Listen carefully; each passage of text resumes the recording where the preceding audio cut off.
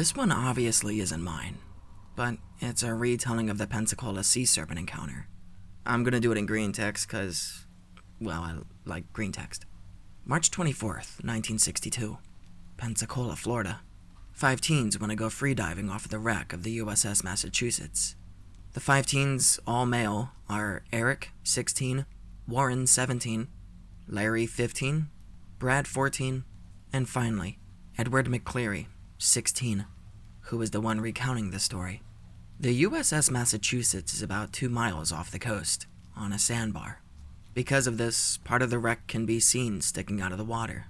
They grab a raft, change into their bathing suits, spot the part of the wreck sticking out of the water, and start paddling towards it. The water is extraordinarily cold. On their way to the ship, a storm starts coming in. They decide to paddle back to shore, but they instead get washed out to sea. They tried to wave down a boat for help, but the boater was apparently stupid and just waved back. They instead decide to tie onto a nearby buoy and wait out the storm.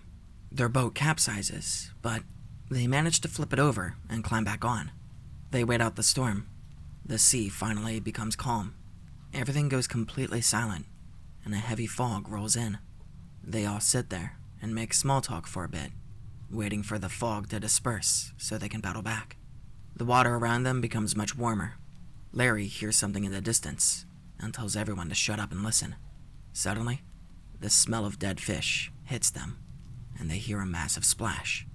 The waves from this splash were big enough to break over the side of their raft. Through the fog, they see something that looks like a 10-foot tall, as they call it, telephone pole emerge from the water. It straightens up, pauses for a moment, and then arches and dives back underwater. They all get confused, especially being that they didn't even properly see the thing due to the fog. McCleary jokes that it was a sea monster. Why would you say that, .png? They start hearing a high-pitched hiss, which sounds like it's getting closer and closer with each succession. They all, understandably, panic. They decide to put on their diving fins and jump into the water.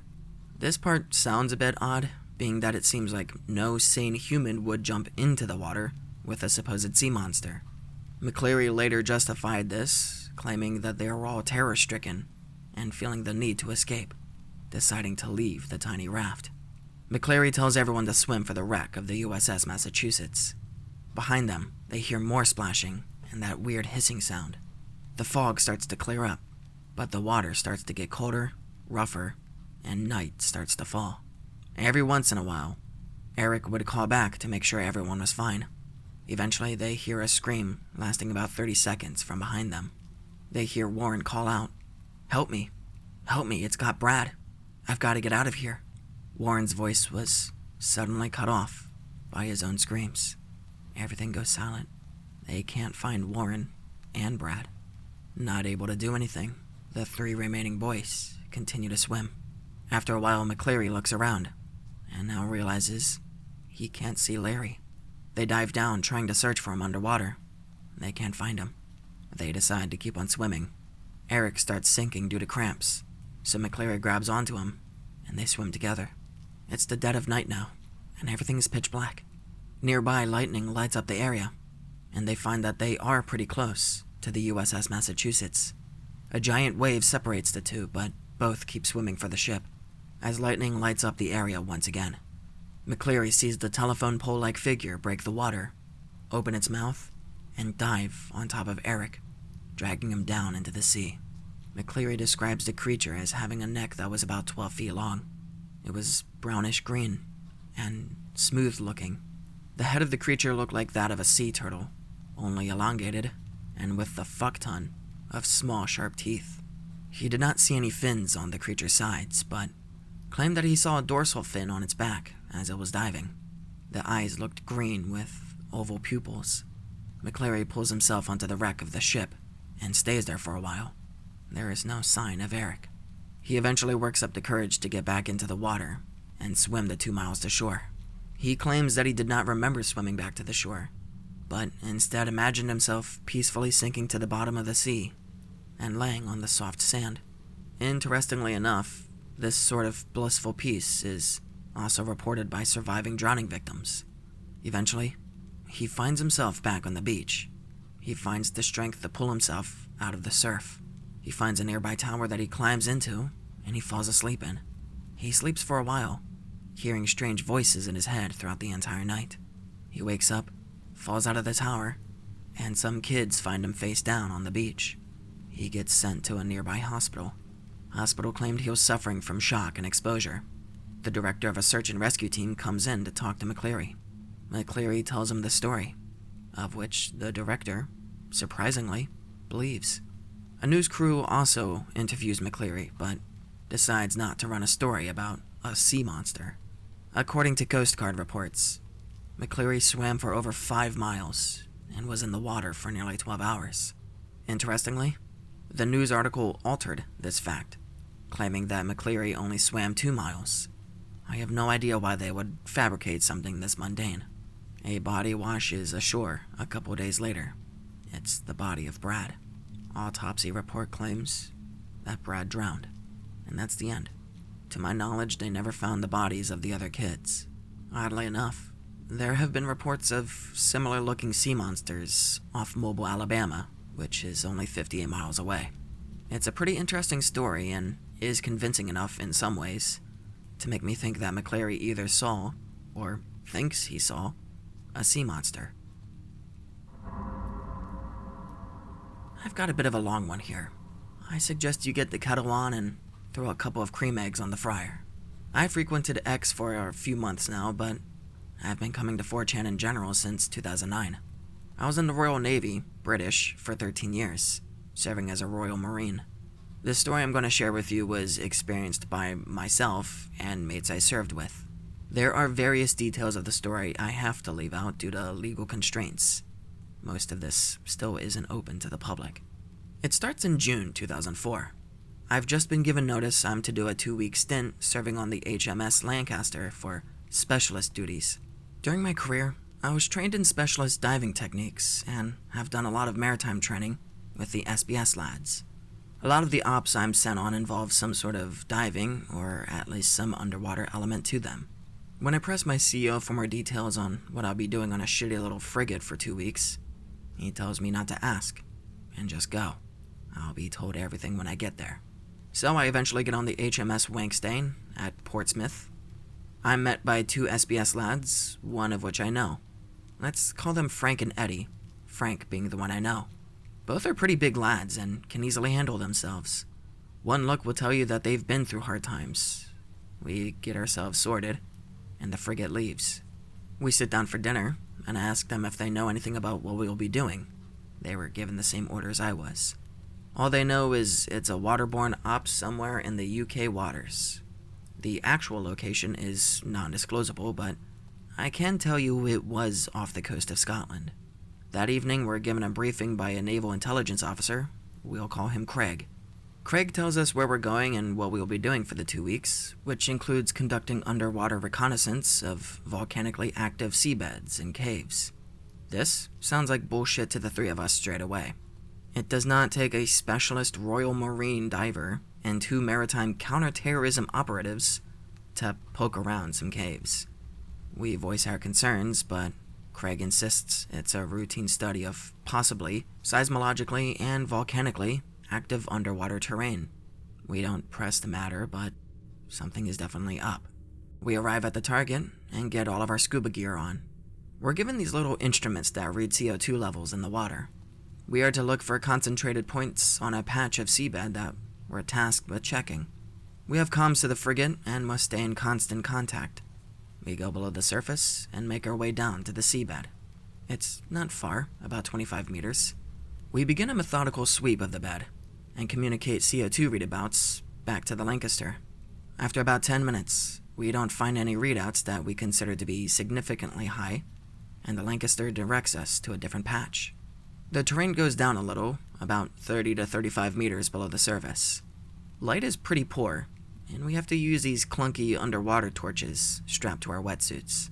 We're searching around for a couple of minutes before we begin to get an uneasy feeling, like we really shouldn't be there.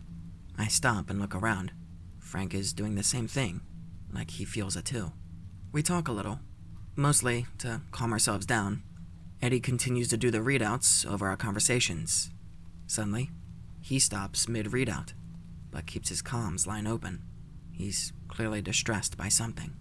We swim over to him, asking him if he's okay. We get to him and literally stop mid-swim. My body goes completely and immediately cold, like someone flicked a switch. In front of Eddie is the rotting, bloated, disfigured corpse of a grown man. He's been tied down to the bottom of the seabed and has chunks of himself missing. His face is disfigured, his throat is cut open, his belly is torn, and his intestines are hanging out. He's completely nude, and his member has a large spike hammered into it. We just hang there, bobbing up and down off the seabed for about 10 seconds, just taking this in.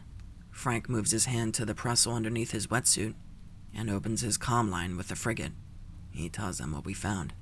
There's not an immediate reply, and we wait for a few seconds before Craig comes over the net. He tells us to retrieve the body and bring it back to the frigate, which is what we do. We were all pretty quiet that night. My cat has been cleaning herself this entire time I've been recording, and I did not realize that there is a chance you might hear her. So if you hear a lot of like blip, blip, blip, that's my cat. And if you don't hear anything, then I'm going crazy. There might not even be a cat. Cats might not even exist. The body was slumped onto a trolley and was led away by Craig and the frigate's commander, whose name escapes me now, along with a small group of guys. We didn't see the body again, and when we asked if they'd identified the man, Craig brushed us off. We know the man was identified, again, cannot disclose, and we believe the body was taken back to mainland UK. Eddie was still clearly affected by the ordeal the day afterwards. Again, we were sent into the abyss and told we would now be searching for a formation of underwater caves, close to where we found the body. Our search began pretty normally, except for the readouts. We'd given up on the idea that we were there to check CO2 levels, and we confronted Craig. He dropped the story and told us that this was an area, a hotspot for marine life activity not yet documented. We asked if it was in any way linked to the body that we found, which, again, he brushed off. After this, we point-blank refused to go down there unarmed, and we were given spring-loaded harpoons that could easily kill a man at 10 meters. I've used them before, and I know from experience that these can be lethal. We enter the caves and detect an immediate drop in temperature. The caves are pretty straightforward, just one large cavern after another. We search around for another 5 minutes before anything happens. We're about to enter from one cavern into another through a small opening in a rock face, when we hear a high-pitched shriek from deep within the caverns. Because it's underwater, it's muffled and sounds like a gargling screech, but it's still clearly audible. We all freeze and look between each other. We wait about a minute before we hear it again. It echoes off the cavern's walls and bounces around, making it hard to judge in which particular direction it's coming from. Frank opens comms with the Lancaster and reports what we've just heard. Craig comes onto the net again and asks if we've had any quote-unquote visual contact. Frank tells him we haven't, and Craig comes back telling us to explore further and find evidence of the creature that made the sound. We stare unbelieving at each other. We're pretty rough blokes who've been through the wars, those two guys especially, but fuck, are we shitting ourselves. We reluctantly swim on into the next cavern, harpoons pointed forward, fingers on triggers. It's plain to all of us that this isn't a naturally formed cavern.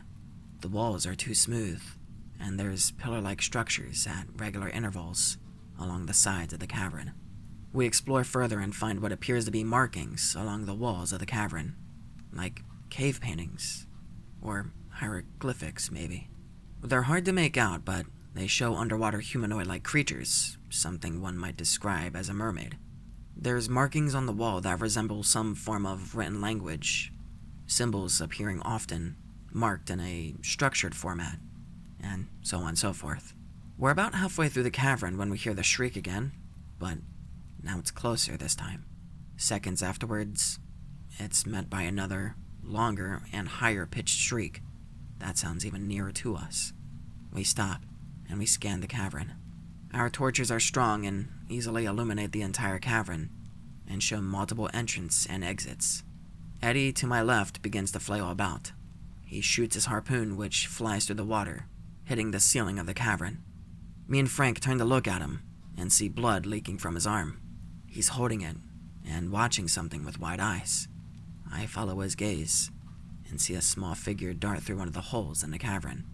We ask him if he's okay and what happened. He's breathing heavily and just pleads to leave. We don't need much convincing, so we begin to leave. As we're exiting, shrieks begin to ring throughout the caves, too many for us to count. It was like a swarm of the fuckers. We begin to panic and swim out of there as fast as we fucking can. Images of that man that we found tear through my head. We exit the cave and swim as fast as our legs will take us to the surface. The shrieks died away as we left the caves, but we didn't slow down. We break the surface and scramble onto the deck. We drop our scuba kit and rip off our goggles. Craig comes out to meet us, asking what happened. Frank loses his shit and almost decks the guy. Eddie calls a medic over to take a look at his arm. He cuts off the arm of his wetsuit to reveal bite marks on his forearm. I turn to Craig, who is still getting a bollocking from Frank. He holds up his hands and tells him to calm down. This fires up Frank even more. I step in, and I tell Frank to go help Eddie. Craig strides off back into the hull of the frigate. By this time, practically the whole crew of 130 men are out on deck to check what's going on. Later that evening, Craig calls us into the briefing room. He tells us that the ops has been canceled, and that we're returning home. Eddie was given a tetanus shot, and his arm was wrapped in bandages. He made a full recovery. I never saw Craig again, and I left the Royal Navy a year later. 3 years later, after I left the Navy, I bumped into Frank one weekend. We went out and got a drink and talked about all of it again. He told me that since then, the Royal Navy had been conducting exploratory operations in the area that we were, and he personally knew some of the lads that they were using on a regular basis to continue with the searches for the marine life not yet documented. Eddie had got out as well and was working for the Blackwater private security company. He tried speaking to him about what attacked him that time, but Eddie's very reserved about it and doesn't like to discuss it. We never did find out exactly what it was, but we do know there is nothing like it that science knows of. I have since had visits from various different naval and army intelligence personnel to discuss with me what I saw and the importance of keeping this strictly under wraps. This is the first time I've publicly disclosed this information, including to my family and close friends. I imagine I'm going to be getting a visit in the morning by some less than savory characters, but at least I didn't say the really secret stuff. I do value my life, after all. 1996. I'm 14, and me and Dad are out fishing at a lake on our property. Nothing weird or spooky has ever happened. Anyway, Dad is about 30 yards from me, and I'm sitting on a little ledge with my feet in the water. Look over at Dad. At the same time, something bumps my foot. Look down into the water. Something that looks like an eel is tapping against my foot. It's coming from out of the sand at the bottom. No eyes, sort of a slimy greenish brown color. Looks like it has scales. I'm so surprised that I can't move. It keeps tapping my foot.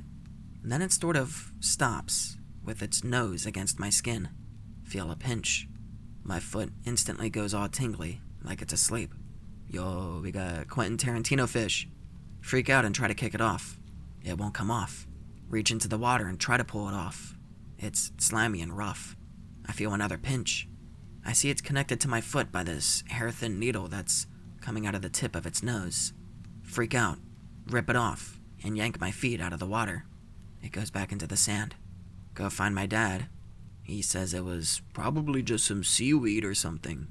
Later that day, I run a fever, and my foot aches and throbs. By the next day, I'm fine. I never figured out what the fuck stung me. Be me, 8 to 9 years ago. Be into recreational diving. My friend Dan and I take a boat out onto the ocean with our girlfriends. Plan to test out some new gear and equipment that we'd purchased. Oh my. Okay, come on. Yeah. Okay, don't bump the mic. She is sitting right in front of the mic. Yeah. No. Nope. Come on. Yeah. Anyway, on a scale of 1 to 10 on the nice day out scale, it is fucking 30 out of 10. Nice clear skies, shining sun. Dan and I get our suits on, get tanks, and prepare to go down below into the ocean. Our girlfriends stay topside on the boat. We descend, basically start off by digging around, and I make a joke about finding pirate treasure or something.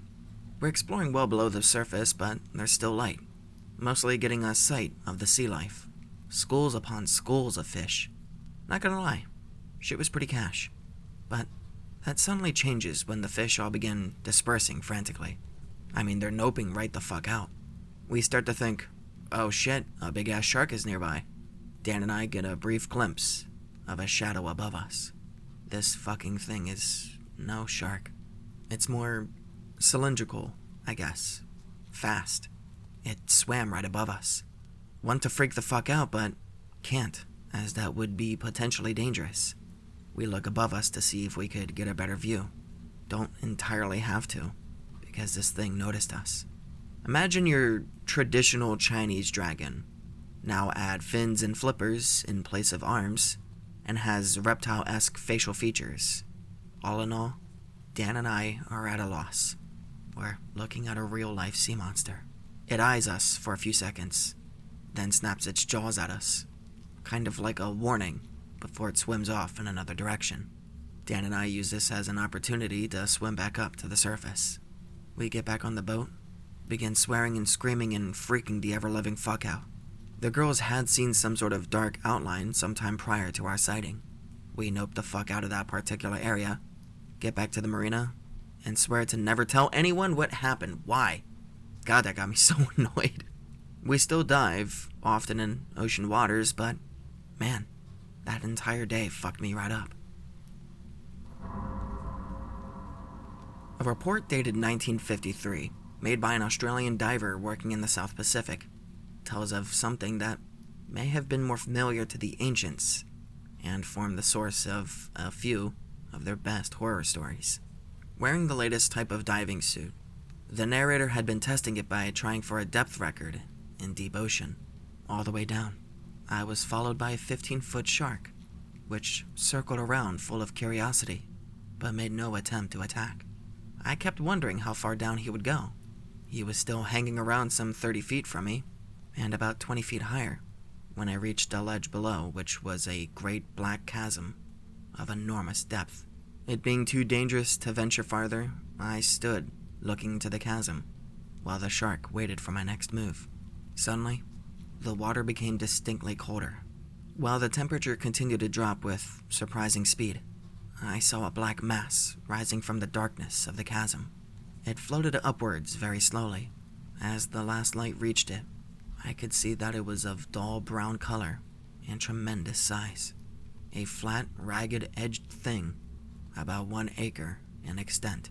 It pulsated sluggishly, and I knew that it was alive, despite its lack of visible limbs or eyes. Still pulsating, this frightful vision floated past my level, by which time the coldness had become more intense. The shark now hung completely motionless, paralyzed either by cold or fear. While I watched fascinated, the enormous brown thing reached the shark, contacted him with its upper surface. The shark gave a convulsive shiver and was drawn, unresisting, into the substance of the monster. I stood perfectly still, not daring to move, while the brown thing sank back into the chasm as slowly as it had emerged. Darkness swallowed it, and the water started to regain some warmth. God knows what this thing was, but I had no doubt that it had been born of the primeval slime countless fathoms below. Over the past few years, rumors have circulated in Japan about the existence of a gigantic humanoid life form inhabiting the icy waters of the Antarctic. Reportedly observed on multiple occasions by crew members of government-operated, quote-unquote, whale research ships, these so-called ninjen are said to be completely white in color with an estimated length of 20 to 30 meters. Eyewitnesses describe them as having a human-like shape, often with legs, arms, and even 5-fingered hands.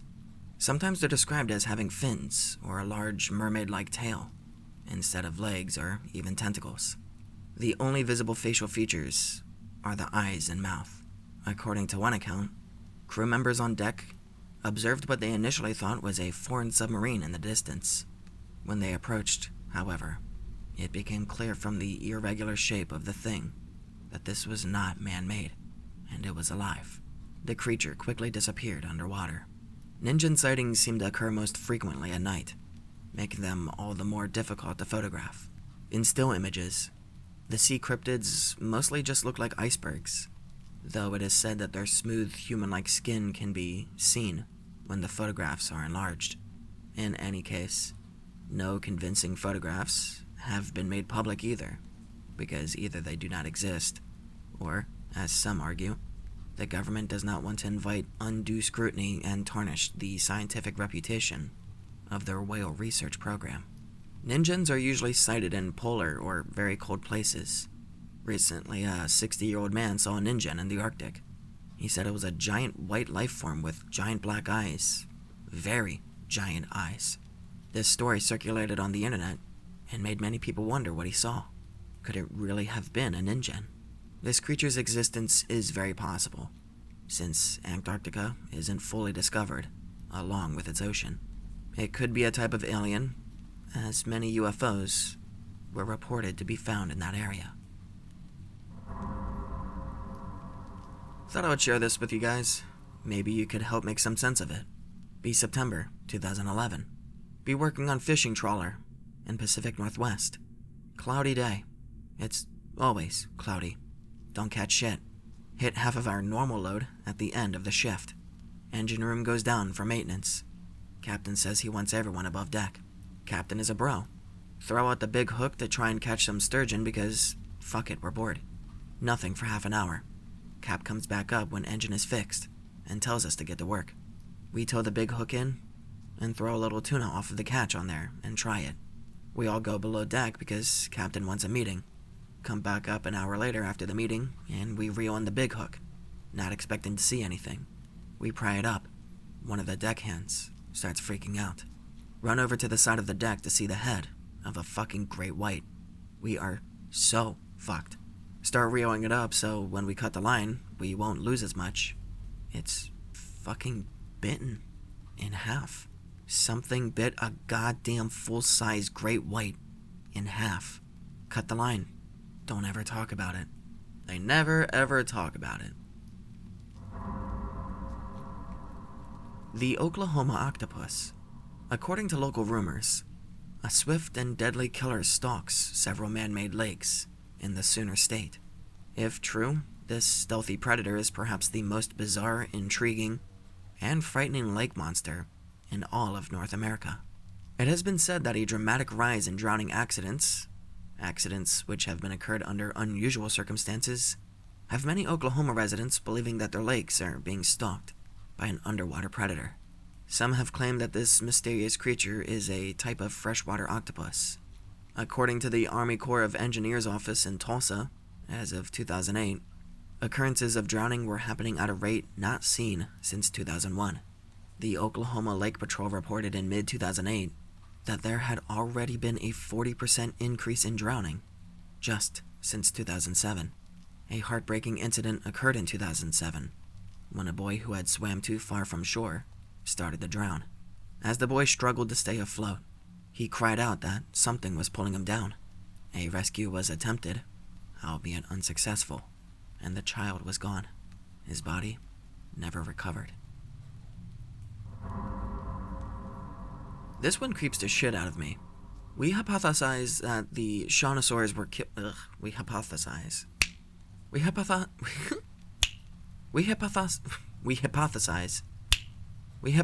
that the chan⁴ were killed and carried to the site by an enormous Triassic cephalopod, a kraken, if you would, with an estimated length of approximately 30 meters, twice that of the modern colossal squid. In this scenario, Chanosaurs were ambushed by a Triassic kraken, then drowned and dumped on a midden, like that of a modern octopus. The proposed Triassic kraken, which could have been the most intelligent invertebrate ever, arranged the vertebral discs. Arranged the vertebral